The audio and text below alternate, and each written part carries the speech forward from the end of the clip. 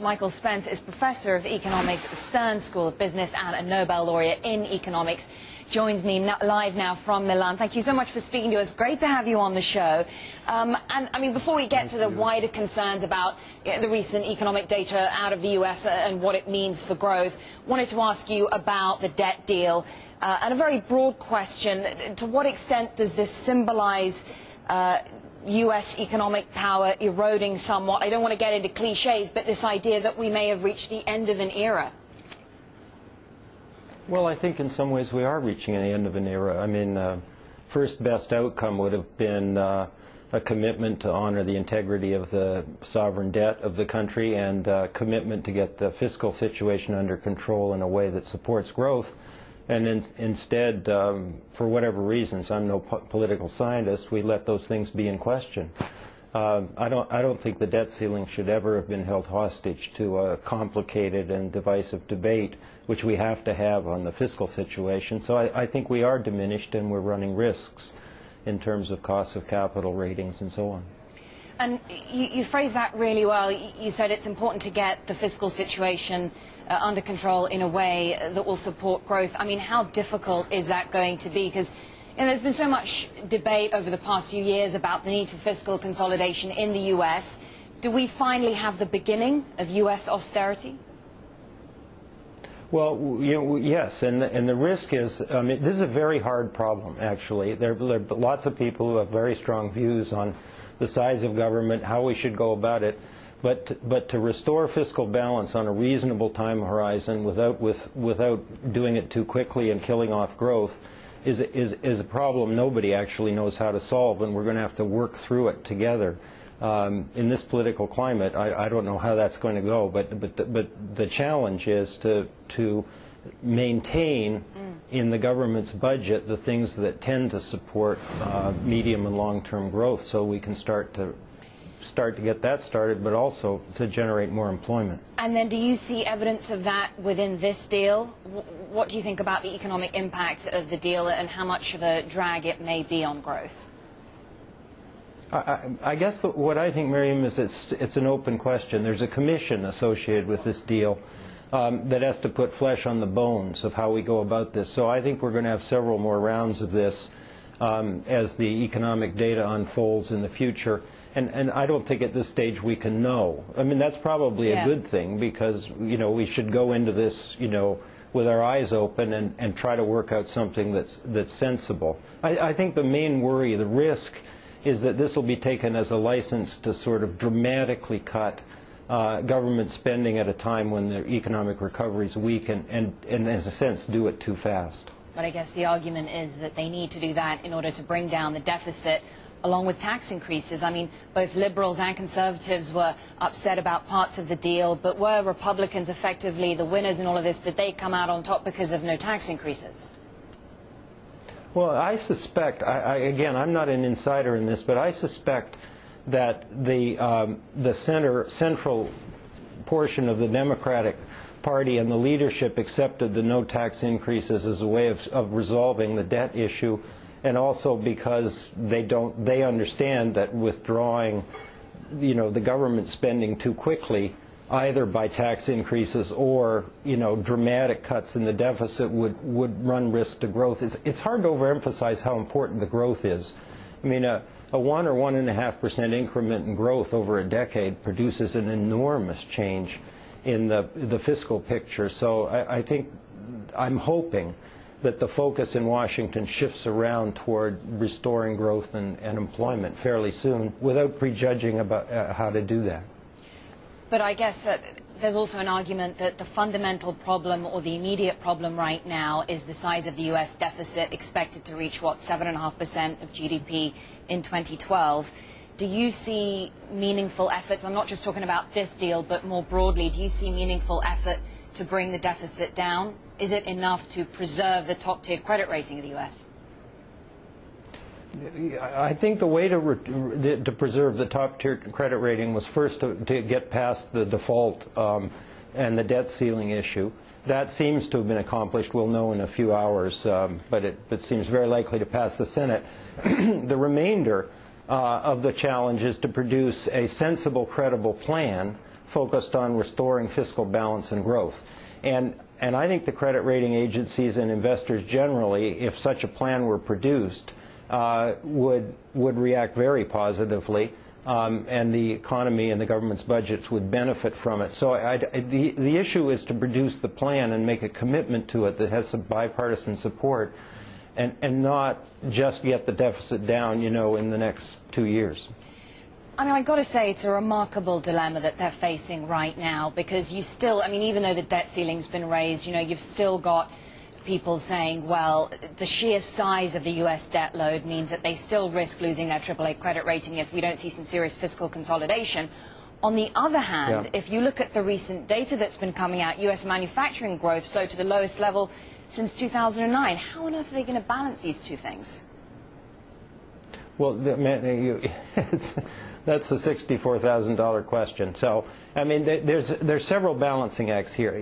One is the speed of reduction of the deficit, but the other one is, you know, what do we cut, and what do we leave, and what taxes do we raise, and what do we spend money on?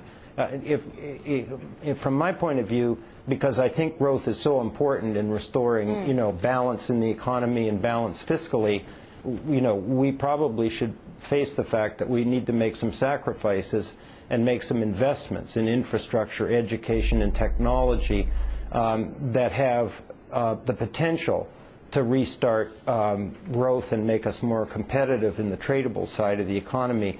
The concern is that all the focus will be on cutting, and somewhat indiscriminately, although there's lots of people who, including most of the commissions on the deficit, who have taken note of the fact that it's important not to do that.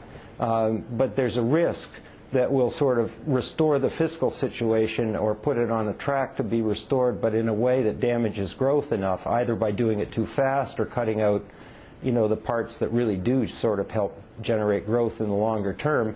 And that's a self-defeating process, Maryam. Okay, so it's a mistake to make spending cuts right now. Yeah. Okay. And if I could ask you, go back to the question about the manufacturing figures and indeed the GDP figures that we had a few days before that.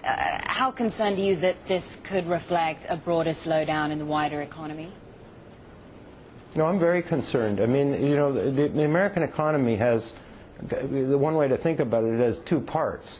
It has, you know, a domestic part where we're short of aggregate demand because we were over-consuming before, and we're seeing a loss of consumer confidence and a sort of falling off of growth generated from that side of things.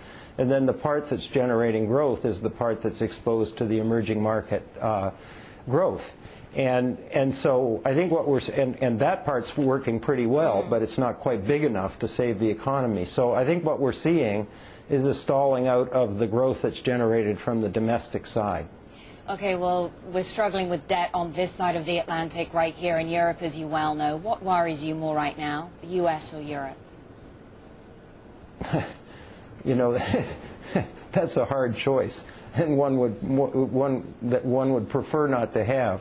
I think that Europe made a major step forward a week ago in providing what may very well turn out to be a good chunk of adequate support for the economies that need support in order to restore sort of balance and growth. I think there remain enormous challenges in Europe. Here in Italy, where I'm sitting now, there's a real problem with growth and a real problem with rising risk spreads on the national debt. Not an easy problem to solve. And in addition, you know, the growth problem in Europe, if you sort of set aside Germany and France, and I'm talking about the eurozone now. The UK is in a different category. I think we've got major challenges, but by and large, I think the risk that was there up until a week ago has been substantially reduced. That's interesting because, you know, just today we've seen yields rising for 10-year Spanish and Italian bonds, and actually above the sort of, not to get to the sort of above the 6% level, and 7% is thought to be, you know, the level at which it becomes unsustainable. So how concerned are you about the outlook for Italy? Has the crisis been, you know, have they prevented contagion reaching Italy, or is it already there? No, it's partly here. for sure, as reflected in the rising risk spreads.